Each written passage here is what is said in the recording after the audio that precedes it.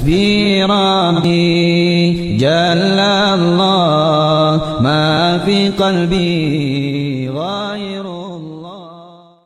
Apakah kunut subuh itu ada dalilnya? Kunut subuh itu ada dalilnya.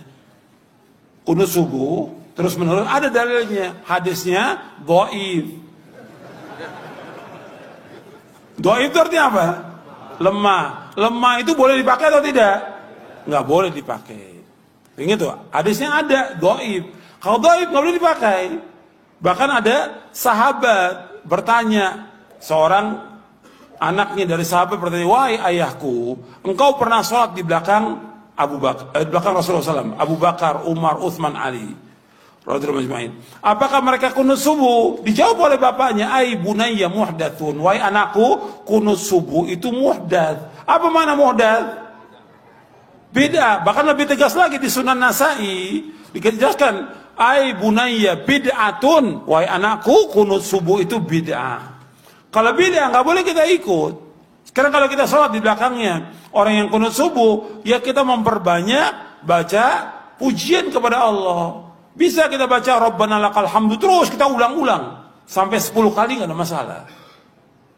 Bahkan Nabi pernah membaca li rabbil hamdu li rabbil hamdu li rabbil hamdu li rabbil hamdu terus sebanyak-banyaknya.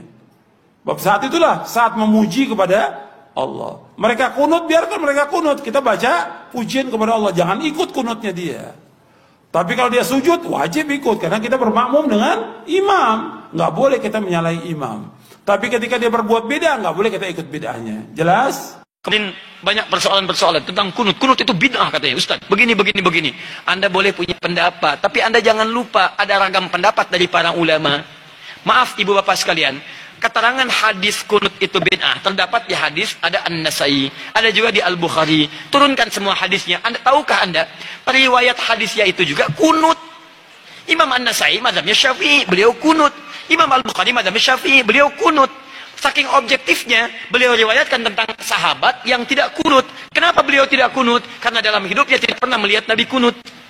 Sahabat ini, tapi kan yang lain banyak sahabat juga. Di ketika Nabi berjalan, tidak semua sahabat ikut. Nabi ke Badar, sebagian sahabat ikut. Nabi ke Uhud, sebagian sahabat ikut. Tidak setiap tempat sahabat ikut semua. Saya mau ke Uhud ya, semua Madinah ikut ke Uhud. Madinah kosong. Saya ke Badar ya, saya ke Taif ya, apa semua ikut? Tidak, semua menyebar. Makanya ketika Nabi perjalanan, sebagian sahabat ikut. Nah, ada seseorang ketika berada di belakang Nabi, setiap dia sholat di belakang Nabi, dalam keadaan subuh, Nabi tidak kunut. Sedangkan sifat sahabat itu mengamalkan apa yang dilihat. Jadi yang dia lihat itu yang diamalkan. Misal, Wa'il bin Hujur, sholat di belakang Nabi, Nabi turun pakai lutut. Abu Hurairah sholat di belakang Nabi, Nabi turun sujud pakai telapak tangan. Walaupun keduanya tahu riwayat itu, tapi mohon maaf, mereka mengamalkan apa yang dilihat. Wa'il pakai lutut, Abu Hurairah pakai telapak tangan. Dua-duanya benar, yang salah yang pakai kepala duluan. Belum apa-apa sudah ramai kepalanya, ini bid'ah, ini salah, ini. Itu, muka Anda dari ujung kepala sampai ujung kaki bid'ah tuh. Kenapa? Karena Anda tidak belajar hadis dengan ilmunya. Ini yang tidak kunut di belakang Nabi karena dia sholat di belakang Nabi. Nabi nggak kunut. Tapi ada sebagian sahabat sholat di belakang Nabi. Nabi pernah kunut. Ada Abdullah bin Umar. Nabi mengajarkan kunut pada Al-Hasan cucunya. Dari situ disimpulkan oleh ulama. Apa kesimpulannya? Yang mau kunut silahkan. Maka Imam Malik kunut. Kunutnya sebelum ruku disirkan. Imam Malik itu Masya Allah. Anak sahabat besar. Anas bin Malik. Lahir anaknya Malik bin Anas. 93 Hijrah. Lahirnya di Madinah. Tumbuh di Madinah. Besar di Madinah. Jadi mufti di Madinah. Wafat di Madinah. Dikenal dengan Imam Madinah. Darul Hijrah. Imam Madinah. Imam Madinah kunutnya sir.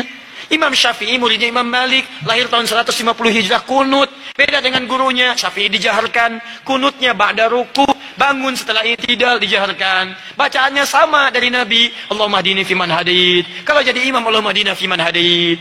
Imam Abu Hanifah wafat tahun 150 Hijrah, memilih yang tidak kunut, ngambil hadis sahabat yang tadi.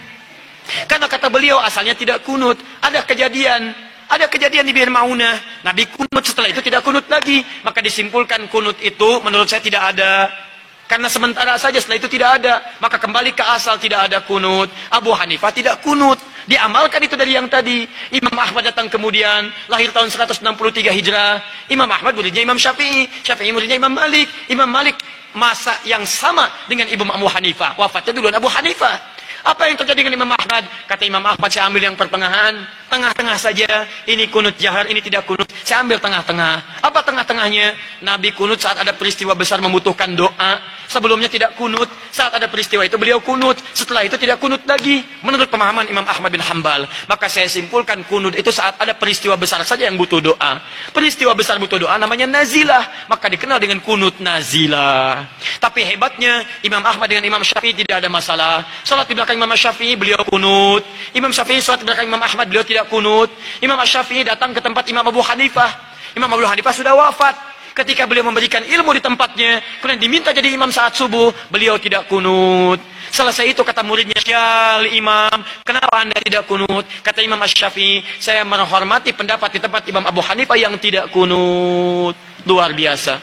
Imam besar, ahli fikih, imam madhab, ahli hadis, paham hadisnya, tidak ada masalah. Antum bukan imam besar, jadi makmum kadang-kadang, Quran belum hafal, hadis belum tahu, Masya Allah, gara-gara masalah kunut, pada tidak ke masjid. Yang kunut benar, yang tidak kunut benar, yang salah yang tidak sholat subuh. Tuh, ini masalahnya. Jadi kalau guru-guru bersanad itu enak. Silakan, Imam Malik wafat di Madinah, tapi mazhabnya menyebar di Libya, Tunisia, Maroko. Jadi kalau antum ingin melihat mazhab ahli Madinah dulu, prakteknya di Libya. Prakteknya di Maroko, prakteknya di Tunis. Tiba-tiba datang orang sekarang yang tidak tahu ilmu mengatakan, Masya Allah, lebih bagus orang Madinah dibanding dengan orang Libya. Dipecah-pecah kita di situ. Padahal dua-duanya bagus. Madinah sekarang, mazhabnya Ahmad bin Hanbal, datang belakangan. Yang dipraktekkan di Madinah dulunya mazhab Imam Malik, datang Imam Syafi'i, dipraktekkan Imam Syafi'i. Sekarang, maaf, yang pimpin itu mengambil mazhab Imam Ahmad bin Hanbal, dipraktekkan di dalamnya, dipraktekkan mazhab Imam Ahmad bin Hanbal. Kalau Anda ingin melihat Madinah tempo dulu, pergi ke Libya, pergi ke Tunisia, pergi ke Maroko, pergi ke Aljazair, itulah mazhab Imam Malik di sana.